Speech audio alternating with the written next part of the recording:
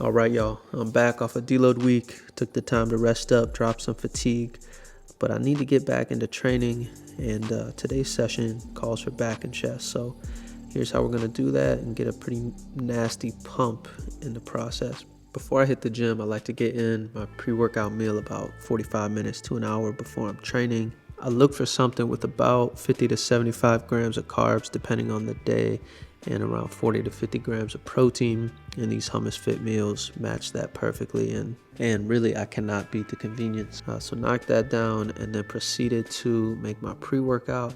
Now with this pre-workout, man, I'm not really using a specific brand here. I just look for something with about 150 milligrams of caffeine, maybe some L-citrulline for the pump, some beta-alanine to help keep the fatigue down during the session.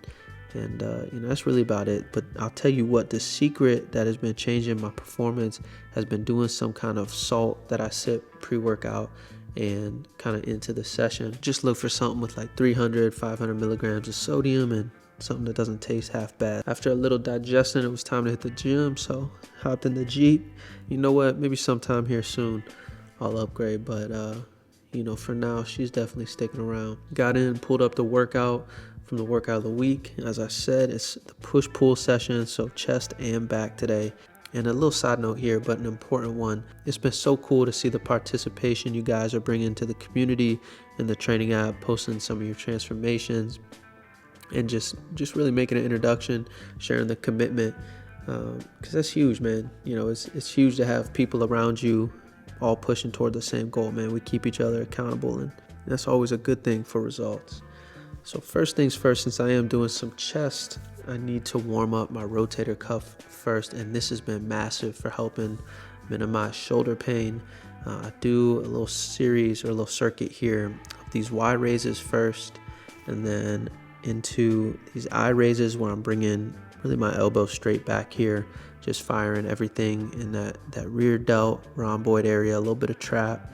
And again, just hitting it from a different angle with these W raises. And really, again, this warms up the shoulder, the muscles in the rotator cuff, and helps set my shoulders back before I press, which is huge, because if your shoulders are rounded forward, as you see me warming up here on the Smith machine, my shoulders are rounded forward, I'm not keeping as much tension up in my chest, which is of course what I want actually firing.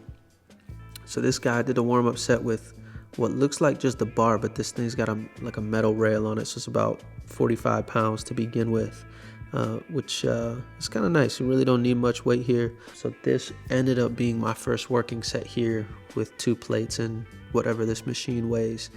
And again, felt great looking at just getting a good range of motion all the way down, nice deep stretch. I'm almost thinking about bringing my chest to the bar on the way down, just really kind of accentuate that stretch.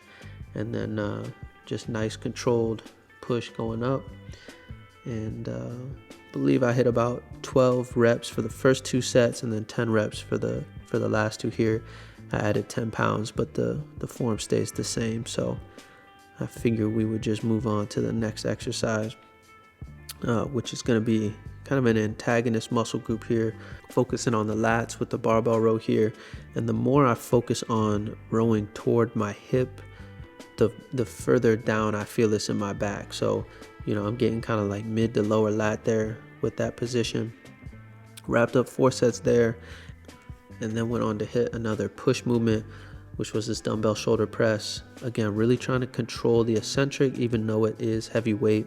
Like when you control that descent, man, you really feel the muscles having to activate there, and that's half the rep. So if you're just pushing it up and dropping it, you're missing arguably more than half the rep in terms of the stimulus you're putting on the muscle. So busted out. I think that was the last one. I'm coming off a deload, so starting training again. I'm at 2 to 3 reps in reserve for most of my movements this week, because I don't need to really push to failure on everything quite yet. I'll do that closer to my next deload or my next off week. Now I'm moving into a cable fly here, and I'm really taking advantage of the stretch position on this exercise to help force my chest to grow. So coming back pretty deep there, again, still with control. You see me bending my elbows as I get further back. So it's almost like a like a variation of a press, kind of a halfway point between a press and a fly, but that helps me to control the movement. And again, still allows me to get a real nice stretch on my chest at the bottom. Then it was time for some pull-ups. Well, I actually had lat pull-downs written on the program. The pull-downs area was a little occupied, so I figured I'd bounce over to the bar here. And really, it's the same form. I'm coming up forcefully and then controlling that descent. So you see me pulling up and then control on the descent.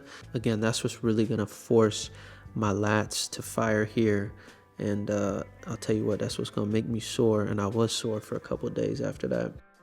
Close to the end here, wanted to finish with a lateral raise. And I really like this variation with the cable here because you get some tension toward the bottom of the rep. Remember, if you're just using a dumbbell here, as soon as you get really like to that bottom third of the rep, there's not much tension on the lateral or that side delt. Positioning myself slightly away from the cable here, I'm able to keep constant tension on my shoulder, so it makes it more difficult.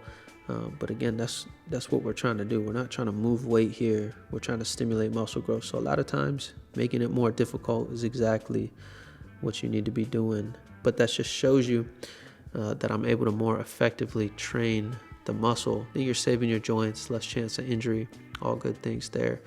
Of course, I had to wrap up the session with 20 minutes of cardio. This old Stairmaster is the method of choice. Just hit a steady pace for the 20 minutes and was feeling pretty solid. Maybe a little bit of water retention just from not training as much the week prior, but here I'm about 4 days into the week split, so starting to tighten up a little bit, start to see some lines pull through, and I am cutting down, following cutting macros, so I always enjoy posing on a cut, man. It's a nice little motivator. And that was it. It's a dang good session. Thank you guys for watching.